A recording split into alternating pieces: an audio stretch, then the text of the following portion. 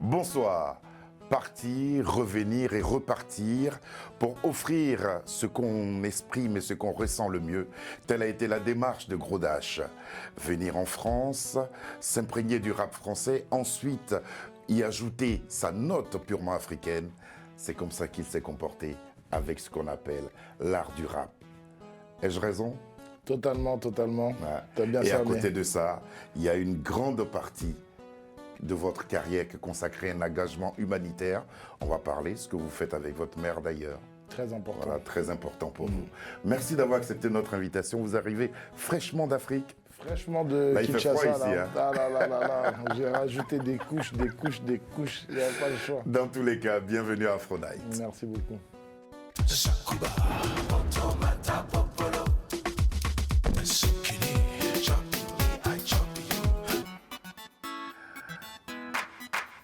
C'est un album de 10 titres qui nous réunit aujourd'hui. L'album s'appelle Money Time. Nous parlerons de cet album.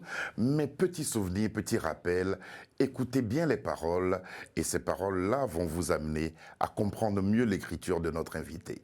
Gros Dash, fragment de prose. Maman, parce que le sort est irritant, le bonheur est hésitant. Le ghetto vide dedans, sortir c'est évident. Toujours mes points, mes taxés de conduite délinquante. Je préfère m'asseoir à l'arrière comme les présidents. Les parents se taisent quand l'argent rentre en parenthèse. Y'avait pas de colo, pas de l'été prochain, on se barre aux States. En quarantaine, donc pas de vac, pas d'holidays. On est les fils de nos mamans accros à la wax hollandaise. Le moral dans les Nike, on rêvait pas de l'ENA. C'était plutôt Pasadena ou Kenatena. On a vécu l'époque Mandela. Occupe-toi bien de la marmaille pendant que t'es là. Dévisagé par la police et ses agents. Contrôle incessant sous les yeux des passants. Retire tes pattes, palper des boules, c'est dégradant. Les quartiers chauffent quand c'est l'été, c'est l'hécatombe. Ce qui fait tourner le monde, c'est sexe, pouvoir, dollar. Belle plume, hein, relative à un certain vécu. C'est ça, j'essaie de rapper des tranches de vie. Avant, j'avais une écriture très thématique, très scolaire et tout. Et après, au fur et à mesure, avec le feeling, j'essaie d'être de plus en plus sincère avec mon parler, que ce soit le plus proche possible de comment Mais je cette parle. sincérité vient de votre vécu. Exactement. Ouais, ça vient. C'est quoi le boom bap? Le boom bap, c'est boom boom bap. D'accord. Boom boom bap. C'est le rap classique. Incisif. Voilà, rap incisif, classique. Pas les rythmes où on a plutôt tendance à sauter, jumper. C'est plus posé, Boum, boum, plus bap. dans le message et plus dans le rap comme on l'a connu au début en fait. Dégaine ton style. Ça fait partie de votre parcours. Vous avez tout appris là. C'était la rampe de lancement. Ouais. On va dire que c'est là qu'on a appris, c'est là où on a appris les codes vraiment du rap, parce qu'à l'époque, personne ne nous faisait venir en concert ou que ce soit. Alors on a décidé de créer notre propre ambiance, notre propre arène aux Ulysses, avec mon cousin Fix Niavo, et on a organisé ces battles qui ont fait rage dans le hip-hop français, parce que c'était parmi les premiers battles de rap français. J'ai gagné la première édition, et ça nous a permis de comprendre comment le public pouvait réagir à l'écriture de nos textes, comment on devait décortiquer nos textes pour avoir plus d'impact. Et ça nous a aussi permis de sortir un peu du quartier, du ghetto, et d'arriver jusqu'en Suisse, en Afrique et ailleurs. Vous avez beaucoup tourné, hein, on parlera de tout cela. Mais avant d'écrire de cette façon-là, vous écriviez comment? Il y avait quelque chose de pas vrai dans ce que vous écriviez. Il fallait s'adapter à un code. Exactement. Il fallait s'adapter à un code. Les premiers codes que j'ai découverts dans la musique, c'était un peu les codes de MC Solar. C'était très poétique, les sages poètes de la rue, c'était des ayam, c'était des mots très recherchés. Ouais. Donc instinctivement, quand j'ai commencé un petit peu à écrire, j'étais dans cette démarche-là. Puis après, il y a eu la génération, on va dire, Mafia Quinfri, où le rap, il est devenu très violent, très virulent, très ghetto, très étiqueté par rapport à ton quartier, par rapport à ton environnement. Et c'est là que j'ai sorti un petit peu ma tête du lot avec le projet Illégal Musique, qui contenait ce type de morceaux très vindicatifs, très virulents. J'entends mon heure, Wesh alors, et Charme du ghetto. Voilà, et des morceaux aussi plus introspectifs comme Cathy, qui ont permis aussi à des gens de comprendre que j'avais une touche différente, un vécu différent de ce qui se faisait aussi à l'époque. Alors justement, qu'est-ce que vous avez gardé de cette période, Gros Dash? Ce que j'ai gardé de cette période, c'est justement la spontanéité. C'est quand je suis arrivé en France que j'ai découvert les concours de vannes. C'est-à-dire on était jusqu'à 2 h du matin dans des bâtiments à se vanner dans tous les sens. Il fallait avoir une répartie hors du commun. Et de là, ça nous a gardé un petit peu, ça nous a forgé pour la rime instinctive, le truc qui fait rire. Écrire le truc aussi. Voilà, écrire aussi. Est-ce que le milieu a meilleur. fondamentalement changé?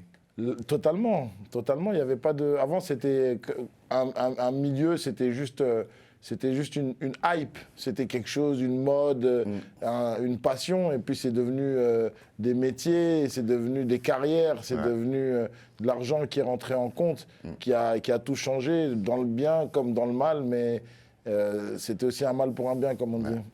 Alors, vos chansons que vous nous proposez maintenant sont assez différentes de celles qu'on a connues au départ, inspirées par ce dont on va parler, un certain vécu en Afrique, une certaine période que vous avez passée là-bas. On va écouter Ghetto Littérature et Jeux pervers. On voulait juste exploser, croquer le monde.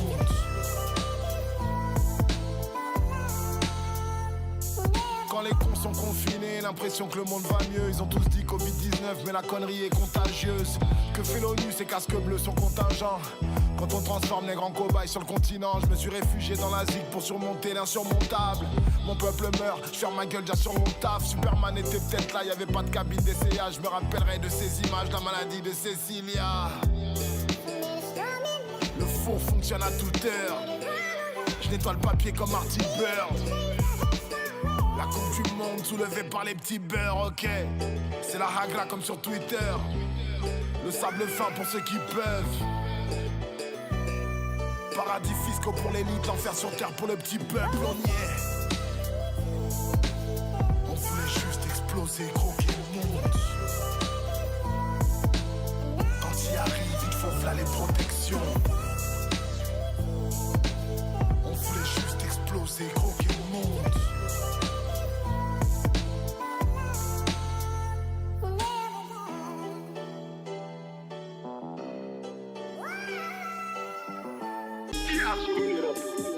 C'est l'Afrique.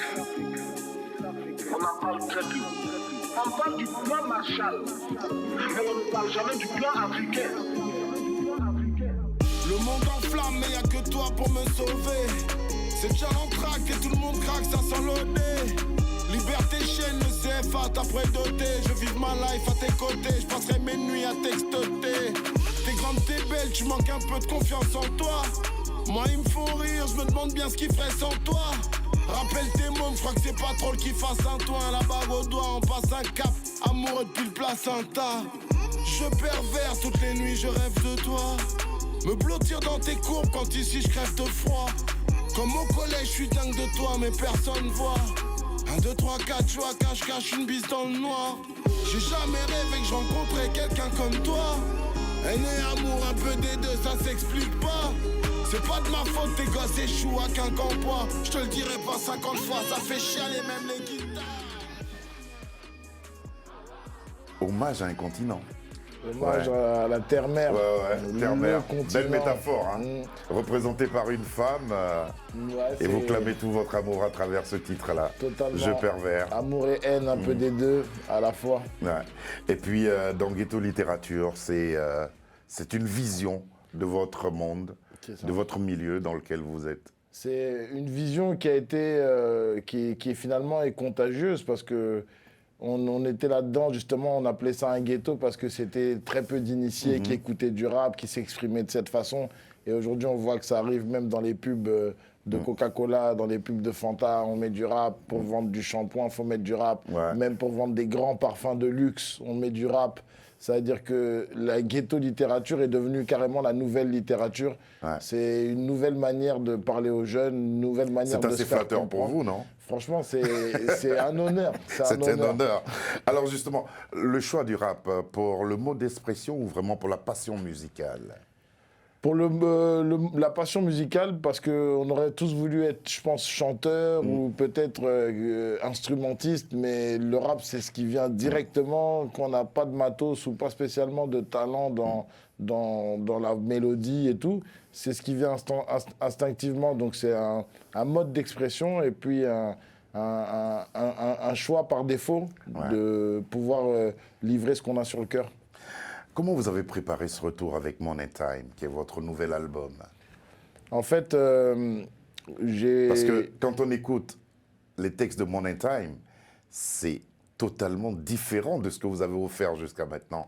À l'exception peut-être de Jeux pervers. Mais sinon, c'est vraiment ce qu'on appelle l'afro-trap. On va dire c'est comme une renaissance en vrai avec ce projet de Money Time. Il y a eu le confinement qui nous a frappés. Et à ce moment-là, je revenais justement de 3 ans en Afrique. Et je me suis dit que voilà, si je devais tenter un dernier truc dans la musique, il faudrait que ce soit le plus sincère possible et le plus fidèle à vos convictions. À mes convictions et à ce que les gens préféraient de moi. Donc je suis parti sur ce style d'écriture avec la gamberge qu'il y a eu en plus avec les années, et ça donne ce cocktail. J'aimerais qu'on parle d'une personne. Peut-être qu'elle a eu un effet sur ce que vous avez écrit et ce que vous proposez maintenant. C'est votre mère.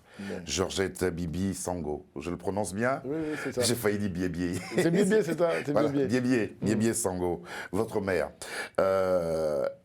Elle a activement participé à votre découverte de l'Afrique et elle a participé à la découverte aussi d'Ebola. Comment vous avez, du vaccin contre Ebola, comment vous avez ressenti cela? Savoir que votre mère contribuait ainsi à canaliser une pandémie mondiale, qui aurait pu être mondiale. Franchement, on a été un peu surpris parce que, en vérité, quand c'est nos parents ou les gens de notre famille qui font quelque chose, on a tendance à le diminuer sans faire exprès, hein. On se dit, bon, maman, elle va faire ses trucs, quoi. Mais on la voyait aller souvent là-bas, du côté de l'Est du Congo, où la pandémie était très violente et où elle commençait vraiment à se propager. Il faut savoir que c'est un virus qui est très, très contagieux au contact. Contagieux et mortel. Et mortel. En quelques jours, on est déjà rayé de la carte. Et le fait de l'avoir répété ces voyages-là avec du matériel, des fois je me disais waouh et tout, elle est vraiment exposée au virus et qu'ils arrivent à trouver le vaccin, ça a été vraiment une grande fierté. Et puis elle a confirmé voilà, son statut de reine-mère et en de tout cas, pour une reine-mère, elle a famille. été distinguée. On va la voir là, lors de la remise du prix de l'ONU Femmes, un prix qu'elle porte avec beaucoup de fierté et je pense que vous aussi. On regarde. Être retenu parmi les 50 personnes qui ont été primées ce soir, pour moi, c'est une grande joie, une grande satisfaction. Savoir qu'il y a des gens qui savent que nous militons pour la protection et la promotion des droits des femmes, ça m'a beaucoup réjoui. Je me suis dit, enfin, une reconnaissance pour le travail que nous avons fait toutes ces années. La militante, c'est le long terme. Ça fait 20 ans que je milite. Tout à l'heure, il y a une dame qui travaillait à l'ambassade du Canada à l'époque. Et quand elle m'a vu, elle a dit, voici les stars de ce soir.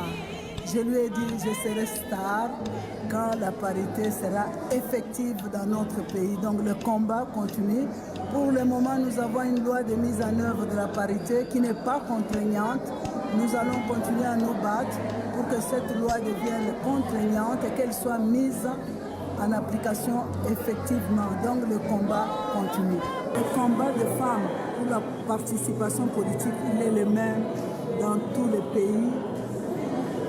Que les femmes soient de gauche ou de droite, elles éprouvent les mêmes problèmes dans toutes les organisations politiques. Très souvent, elles sont marginalisées. Elles sont discriminées tout simplement parce qu'elles sont femmes. Elles sont exclues tout simplement parce qu'elles sont femmes. Au-delà de la coalition des femmes congolaises, il faut aller à la coalition des femmes africaines et aller plus loin à la coalition des femmes du monde pour nos droits. les droits de la femme sont les droits de leurs enfants, sont les droits des personnes vivant avec handicap, sont les droits des personnes âgées, sont les droits un peu de tout le monde, parce que la femme, c'est l'être qui a été fait par Dieu et qui a en elle le don de soi. Quand elle se bat, ce n'est pas pour elle seulement, c'est pour toute la société. Donc, nous ne sommes pas des féministes, nous sommes des militantes pour la protection des droits des femmes, pour la promotion des droits des femmes. Donc, s'il y a une coalition mondiale de femmes pour la promotion des droits, j'y serai avec joie.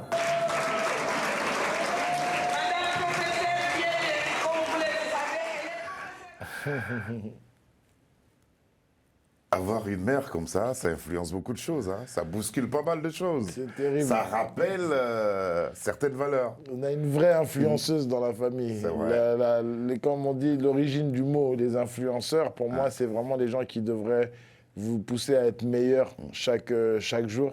Donc des fois, j'ai des débats terribles avec elle. J'essaie de contester un peu son côté angélique, son côté, sa vision toujours parfaite des choses, mais elle arrive toujours à me L'automatisation coincer. des femmes, par exemple. Ben ça, c'est terrible. C'est vraiment quelque chose pour lequel elle se bat. Elle a su inscrire 2 articles dans la Constitution congolaise. Un qui décrète que tout crime et acte sexuel commis contre une femme est un crime contre l'humanité. Et elle se bat aussi, le 2e article qu'elle a inscrit, c'est au sujet de la parité entre hommes et femmes, dans les gouvernements, comme dans le métier, comme dans l'égalité, dans des droits. Et c'est quelque chose pour lequel elle se bat depuis toutes ces années. Le fait de passer un peu de temps avec elle au pays, ça m'a permis de mieux rentrer dans son univers, essayer et ça a de orienté documenter. même la plume. Totalement. Ça a orienté la plume, et on le constate sur Money Time. Mais ensemble, vous avez une fondation, GBS Foundation. Comment ça fonctionne et quels sont ses objectifs, pardon? L'objectif, c'est l'émancipation de la femme congolaise. On essaie d'encadrer les mamans entrepreneurs, en fait, les mamans qui ont des AGR, ça s'appelle des activités génératrices de revenus. C'est des mamans qui vendent du pain, qui vendent au marché, qui ont des petits commerces, des petits Le secteur informel. Exactement, tout le secteur informel. Et en fait, ces mamans, mine de rien, ces petits business-là, ça génère quasiment 80% de l'économie congolaise. Donc en fait, on essaie juste de les encadrer à travers des formations en marketing. Elles sont avec le président de la République. Voilà, ça c'est la maman avec le président et tout. Donc les mamans, elles sont quand même très écoutées, très respectées, malgré l'ambiance macho quand même qui règne en Afrique. Il y a quand même cette place de la mère et de la femme qui est toujours sur un piédestal. Mais et vous, toujours à ses côtés. Toujours. On fait du co-management. Je la manage, elle me manage. Voilà. Et ça va bien, la fondation? Ça se passe, ouais. On essaie vraiment de leur fournir des petites subventions pour les aider à passer un cap, à changer de statut. Donc on fait des tontines cumulatives. À la fin de l'année, elles se partagent le petit rien qu'elles ont épargné grâce à leurs emprunts.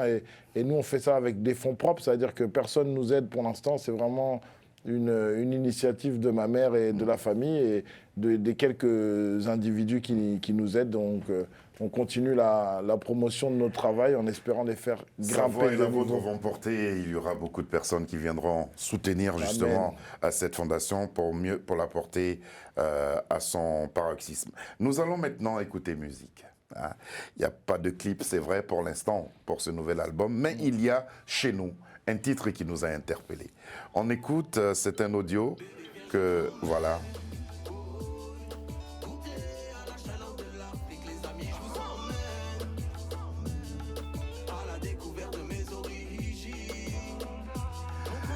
Maintenant, vous pouvez dire aux uns aux autres, venez avec moi. Venez à la découverte de mes origines, à la découverte de ma réalité. Qu'est-ce qui a permis cela? Ce qui a permis, c'est ce petit break, que je puisse y aller sans la pression de « Ah, le retour, c'est dans 2 semaines. Ah, il faut faire ci, il faut faire ça. » Là, j'y suis allé, c'était devenu ma seule et unique réalité. J'avais aucun autre stress en France. Et ça m'a permis de découvrir mon pays, mon continent, d'une autre manière, en mode normal, pas en mode VIP, pas en mode vacancier, les petites galères du quotidien. C'est ce qui vous a permis aujourd'hui d'être le guide. Aussi.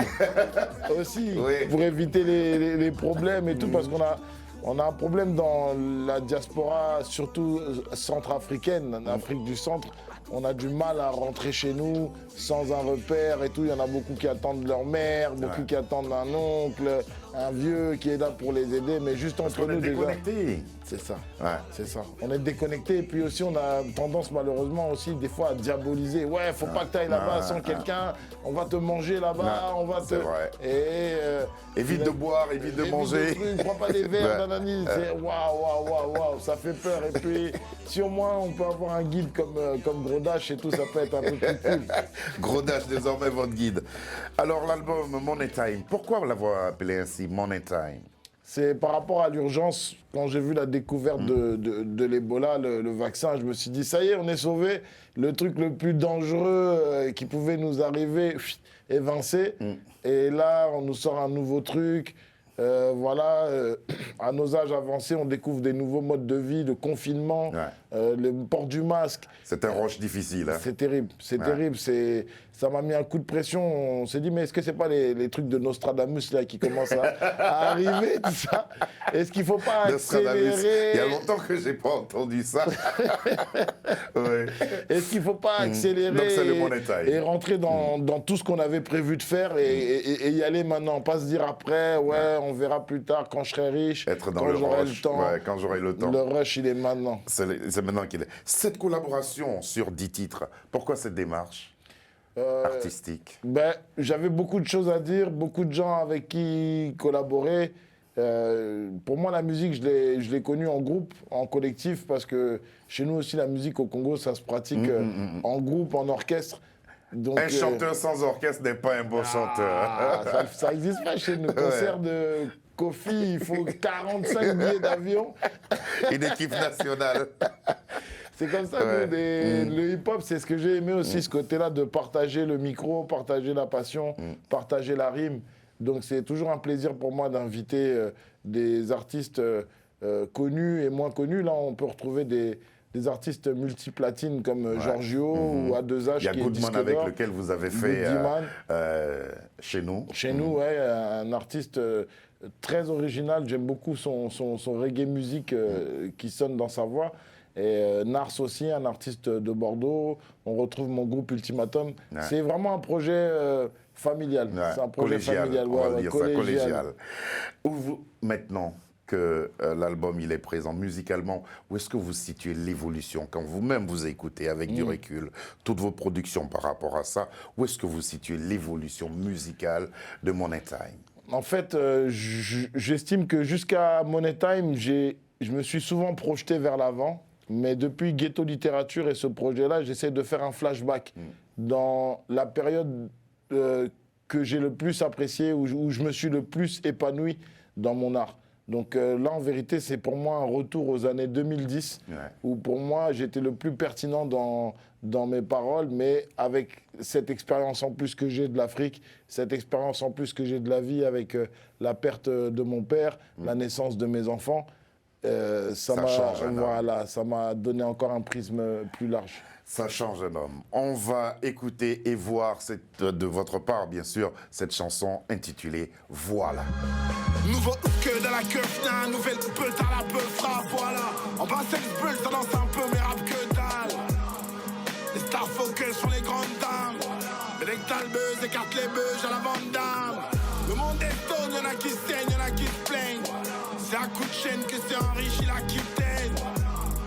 Jaune et le gilet, y'en a qui se taisent. Yes, week-end, c'est prise la pastille chaque week-end. Charbon, mais où est la thune? 10 ans le larbin, mais dans les poches que des cactus. Ils manipulent les chiffres à croire que ça les rassure. Ça m'étonne pas, depuis jeune t'apprends à jouer de la flûte. Zumba session, je leur fais danser la fou, moi là. Pour mes Gaulois, Bantou, Berbère et Douala. Ultimatum, on est de retour comme Fila, voilà. Un pull et laisse sous un gilet Caterpillar, voilà. C'est kilo, N15, pas à niaiser. Filme mes pieds. C'est kilo, N15, la musique est incroyable. Filme mes pieds. Déconfiné, reconfiné, minute après.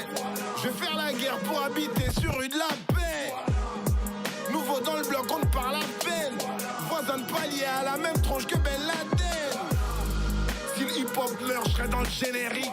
Légendaire comme la barca de Colombo d'Eric. Comment faire, je m'échappe en hélicoptère. RDC, école de sorciers plus que Harry Potter. Big Dash, c'est de la bombe, papa, gros pétard, claque le boom, bap, puis les bombes attaquent. Dans ma tabatière, j'ai du bon tagablon, master, produit stupéfiant comme le Don Dada. Manque pas de respect, d'accord? Tu manques de respect là, tu vas voir. Personne veut que mon plaisir ici, d'accord? Dimanche prochain, je vais jouer. Bravo. Bravo. Merci beaucoup. Même pour tout ça, bravo. Hein. Merci. Et puis, Money Time, l'album, il est disponible À partir de vendredi. à partir de vendredi. Sur les plateformes de streaming et puis en vinyle et en CD en précommande. Et puis, vous êtes rentré un peu pour ça, Totalement. pour assurer la promotion. Totalement pour Voilà. ça, pour assurer la promo. Il faut prêter attention et prêter l'oreille à tout ce qui est dit à travers les 10 chansons de cet album, Money Time, cette superbe collaboration pour revivre les moments et des moments agréables avec Gros Dash. Merci beaucoup d'être venu jusqu'à nous. Merci pour à l'invitation. Anne-Sophie qui a permis cette rencontre. Merci à Sabir Gaïb qui a réalisé cette émission. À Fiona Nang, Marie et Charles Serrito qui nous ont aidés à sa préparation. Merci à Léonie qui a assisté Sabir Gaïb. Et un grand merci à Lucy John qui était au son dans le cadre de cette émission. Bonsoir. On croise les doigts pour le succès de cet album.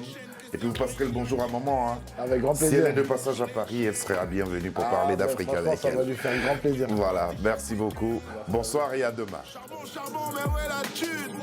10 ans le lardin, mais dans les poches que des cactus. Ils manipulent les chiffres à croire que ça les rassure. Ça m'étonne pas, depuis jeune t'apprends à jouer de la flûte.